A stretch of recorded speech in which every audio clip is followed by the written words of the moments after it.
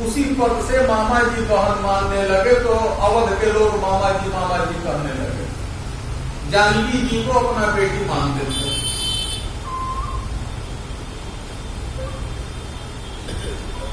बोले भगवान है कैसा? भगवान तो है अजन्मा, लेकिन भक्त जब चाहता है तो उसको जन्म लेना पड़ता है, इस भूमंडल में आना पड़ता है, अनेक लीला होती है।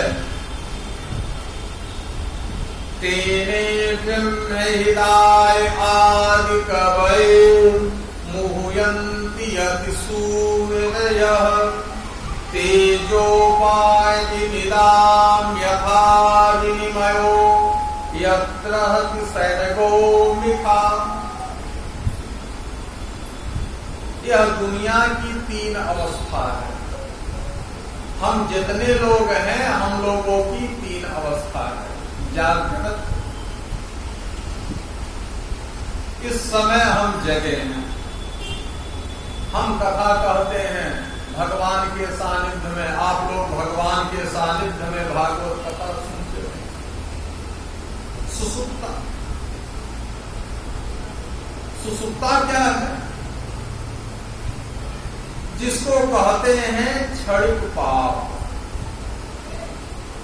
जैसे एक बैग फोन आ जाए कि अपना कोई खास व्यक्ति हो और सूचना मिले कि फला व्यक्ति समाप्त हो गया।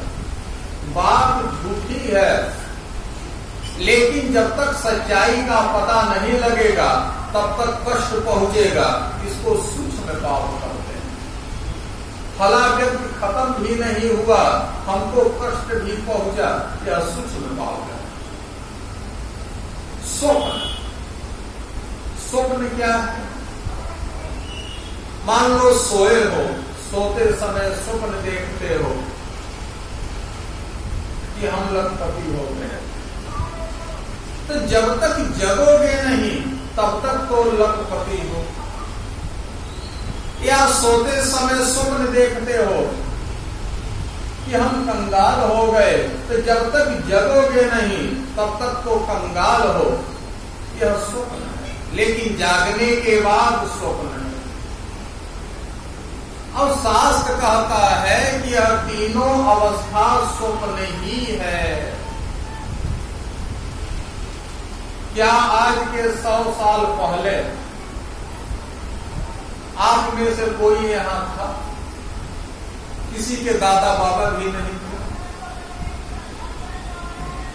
तो तब भी यहां कुछ लोग की जमीन थी, कुछ लोग थे। कौन थे? आज इसका हमको ज्ञान नहीं। वह तो स्वप्न हो गए।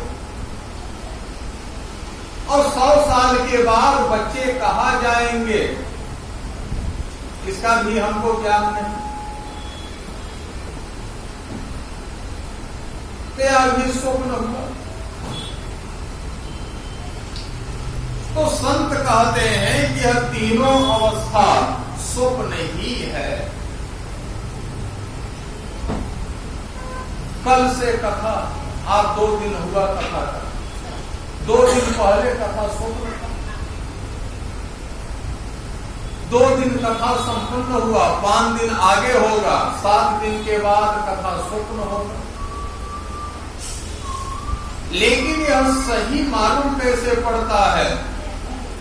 बोले भगवान सत्य है, इसीलिए दुनिया सत्य दिखाई पड़ती है। वास्तव में दुनिया तो मिथ्या है। भगवान श्री उमा जी से कहते हैं, देवी उमा, मैंने अपने जीवन में बड़ा अध्ययन किया, बड़ा सत्संगत किया, मैंने सब कुछ किया, लेकिन सबका निचोड़ हमको मिला क्या? क्या मिला?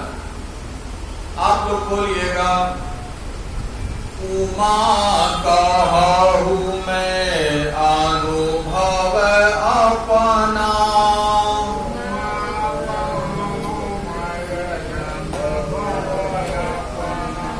उमा कहूँ मैं अनुभव अपना,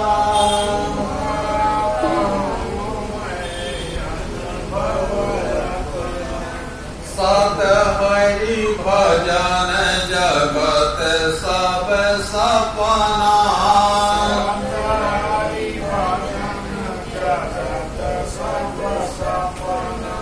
केवल भगवान का भजन ही सत्य है और भगवान ही सत्य है, इसके अलावा दुनिया स्वप्न है।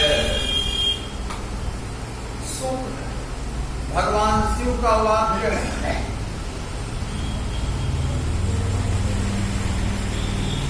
यही संत लोग भी कहते हैं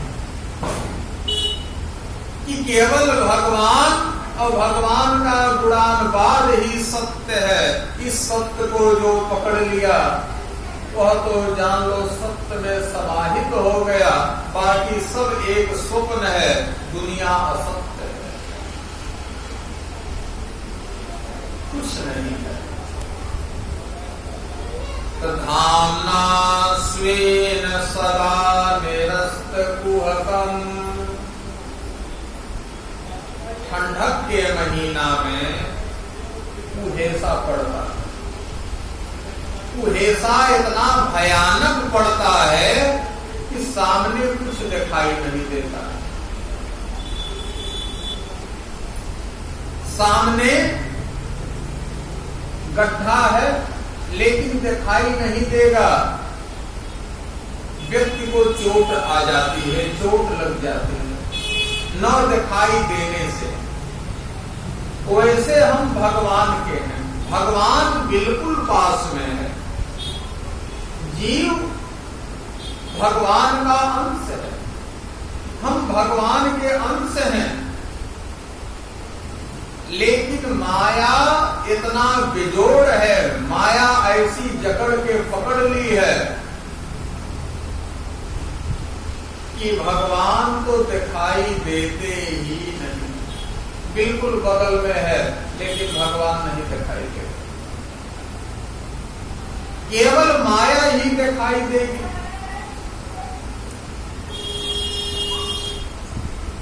और जो माया को छोड़ दिया वह भगवान को पा लिया।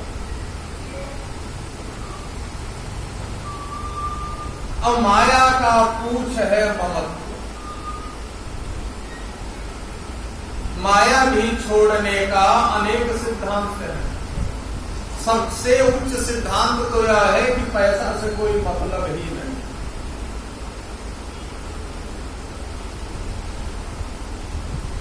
पैसा न लेना न देना न कमाना, कोई मतलब ही नहीं। मकान दुकान किसी से कोई मतलब ही नहीं। यह सबसे उच्च सिद्धांत है। ऐसे संत एक शताब्दी में एक ही होते हैं। एक शताब्दी में 100 साल का शताब्दी होता है। एक कथा आती है। एक नाथ स्वामी का एक चेला था, तो एक नाथ स्वामी से बोला, स्वामी जी हम 100 लोगों को भोजन देना चाहता हूं। बोले बेटा यह तो बड़ी अच्छी बात है। तो एक संत को खिला दो। बोले नहीं स्वामी जी 100 संत को ही खिलाइए भोजन, तो मैं 100 लोगों को देना चाहता हूं, आप एक का नाम लेते हो। तो एक नाथ स्वामी बोले एक ब्राह्मण वैष्णव संत को खिला दो। तो 100 ब्राह्मण वैष्णव संत ही बुला दो। एक नाथ स्वामी बोले एक भगवत विनही वैष्णव संत को खिला दो। तो स्वामी जी 100 भगवत विनही वैष्णव संत को बुला दो। बोले बेटा यह तो असंभव है। ऐसे संत एक युग में केवल एक ही होते हैं। एक युग में केवल एक ही होते हैं। केवल भक्ति काल ऐसा हुआ कि भक्ति काल में, इस कलिकाल में भक्ति काल जब आया, अभी सूक्ष्म भक्ति काल है। भक्ति काल समाप्त नहीं हुआ है, कुछ कम हुआ है पहले से। एक कथा आती है, मामा जी ही कथा कहे हैं, बड़ी अच्छी कथा है। हनुमान जी जानकी जी के पास गए तो हनुमान जी दुबले हो गए थे। जानकी जी हनुमान जी को देखी, बोली बेटा हनुमान तुम दुबले कैसे हो गए? हनुमान जी बोले माता हमको भोजन नहीं मिलता है। हनुमान तुमको भोजन नहीं मिलता है? बोले हाँ हाँ। कौन सा भोजन? तो जैसे देह का भोजन है अन्न, वैसे आत्मा का भोजन है कथा सत्संग। बोले कलिकाल में मुगल शासन है। अब मुगल शासन में जो अच्छे अच्छे विद्वान हैं वह श्लोक बनाते हैं, तो बेगम बादशाह पे श्लोक बनाते हैं, क्योंकि बेगम बादशाह से उनको धन मिलता है। भगवान की कथा तो कोई कहता ही नहीं। अच्छा, जानकी जी भगवान से बोली कि हनुमान के भोजन का व्यवस्था जल्द से जल्द होना चाहिए। जितना जल्द हो सके उतना जल्द हनुमान के भोजन की व्यवस्था होनी चाहिए। भगवान ने वाल्मीकि जी को बुलाया। मामा जी की कही कथा है। वाल्मीकि जी को बुलाया और वाल्मीकि जी से बोले वाल्मीकि जी आपने वाल्मीकि को लिखा तो उसमें थोड़ा भक्ति की कथा कर लीजिए। वाल्मीकि में देखिए बाल कांड बड़ा छोटा है और लंका कांड बहुत बड़ा है, क्योंकि जैसा था वैसा वाल्मीकि जी लिखे। और भक्तों का भोजन है कथा, तो लंका कांड में है क्या? कौन कैसे खाता है, कैसे सोता है, कैसे पीता है। तो अब आपको तुलसी बनना पड़ेगा। अब तुलसी बन के लंका कांड में वाल्मीकि में युद्ध कांड लिखा गया है। गोस्वामी जी मानस में लंका कांड लिखे हैं, वाल्मीकि में युद्ध कांड है। युद्ध कांड को संक्षिप्त किया जाए। अब बाल कांड में जो भक्तों की कथा है उसको विशेष बढ़ा के लिखो, जिससे भक्तों को भोजन मिले। अब तो तुलसीदास जी आ गए, गोस्वामी जी मानस लिखे। उसी काल में नाभादास जी आ गए, रामानंद स्वामी आ गए, रामानंद स्वामी आ गए, बड़े बड़े सिद्ध सिद्ध संत आ गए। इतना बड़ा भक्ति काल बना कि भक्तों की तो बात जाने दो, जो भगवान से विमुख थे वह भी भजन में लीन हो गए। आज जो हम आप कथा कहते हैं, सुनते हैं, उसी भक्ति काल का देन है। नहीं तो कथा भागवत सब मुगल शासन में ही लुप्त हो गया।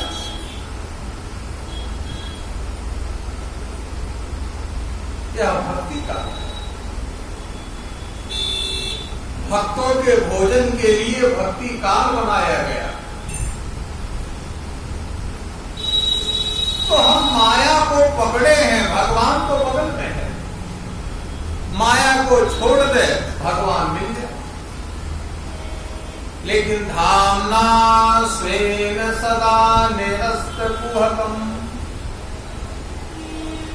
सत्यम पदम धीमहि।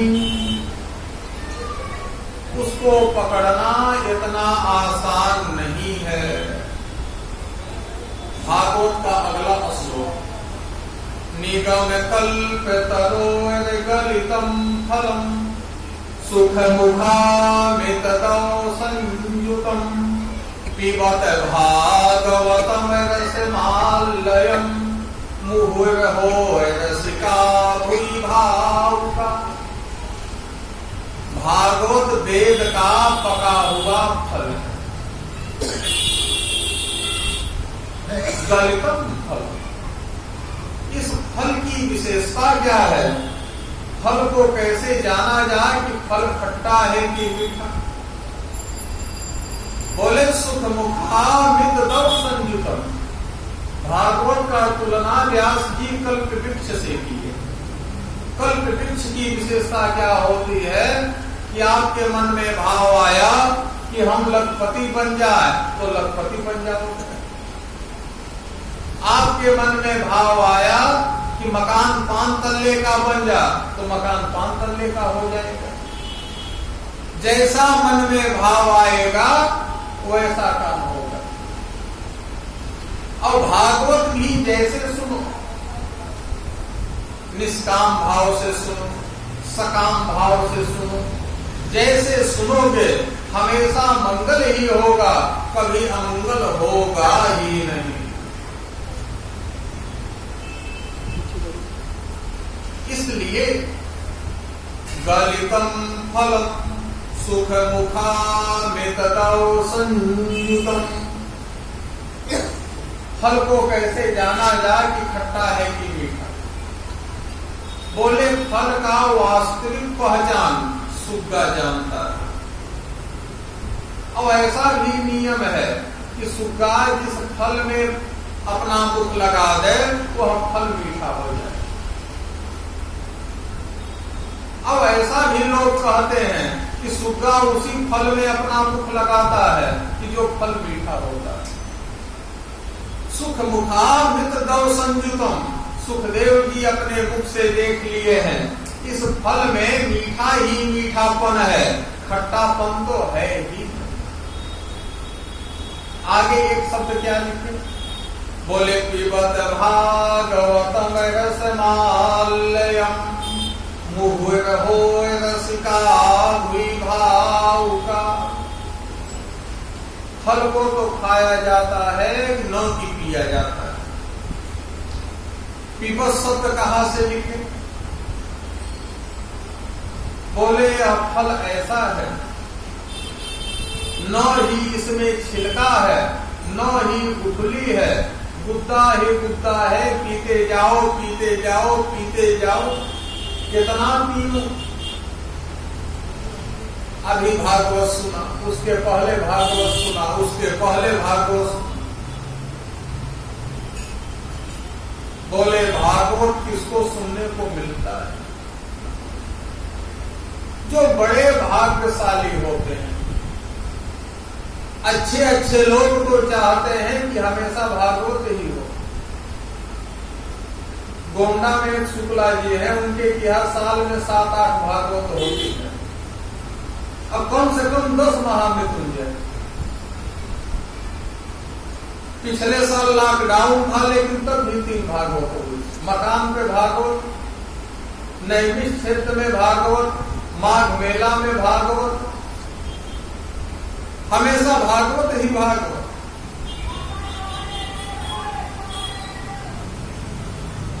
इसी पिछले महीना में 1 महीने का संकीर्तन बैठाए हुए थे। 1 महीना लगातार 25 महात्मा आए थे अयोध्या से। जितना हो सके उतना भगवान में लगो। इसी में जीव का कल्याण है। निष्काम भाव से लग जाते हो तब तो सोने में सुगंध है। लेकिन जीव हो, मन में कामना है कि धन बढ़े, संतान बढ़े, उन्नति हो, ऐसा भी भाव है, तब भी कल्याण ही होगा और कल्याण नहीं होगा।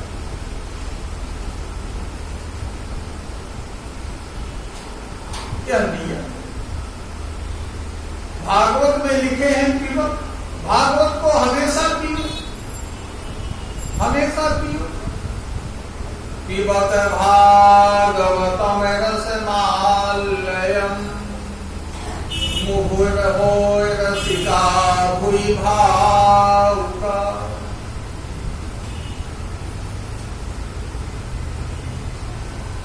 जीव का कल्याण केवल भागवत से हो सकता है।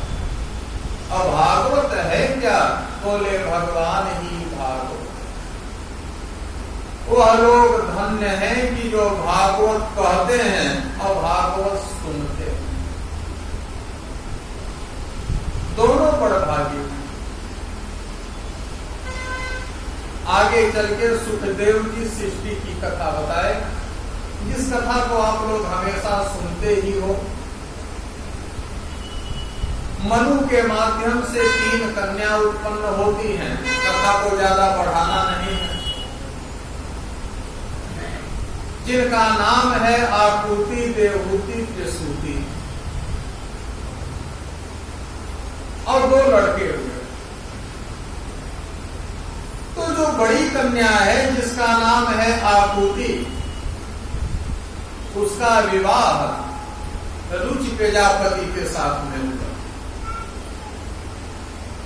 उस विवाह में मनु ने कहा था कि इससे जो पहला संतान होगा उसको मैं ले लूंगा। तो पहले संतान में यज्ञ दक्षिणा हुए। बोलिए यज्ञ दक्षिणा भगवान जय। तब से अपने देश में यज्ञ होती है, और किसी यज्ञ में दक्षिणा न हो दिया जाए तो उस यज्ञ का कोई महत्व ही नहीं। मनु की जो कन्या है जिसका नाम है देवहूति, तो एक कैतम नाम के बाबा हुए। कैतम जी से भगवान बोले कि सृष्टि देखो, तो सृष्टि में इनका मन नहीं लगा। लेकिन जब अवस्था थोड़ा ज्यादा हुआ तो विवाह के लिए मन चला। तो विवाह में लोग धन देखते हैं, बल देखते हैं, समय देखते हैं। एक कोपीन वाले बाबा को कौन अपनी कन्या दे। अब तो यह तपस्या में लग गए। ओम नमो भगवते वासुदेवाय। ओम नमो भगवते वासुदेवाय। ओम नमो भगवते वासुदेवाय। ओम नमो भगवते वासुदेवाय। वासुदेवाय नंदनंदनाय। वासुदेवाय नंदनंदनाय। वासुदेवाय गोपीवल्लभाय। वासुदेवाय गोपीवल्लभाय। ओम नमो भगवते वासुदेवाय। ओम नमो भगवते वासुदेवाय। तब में लग गए। आकाश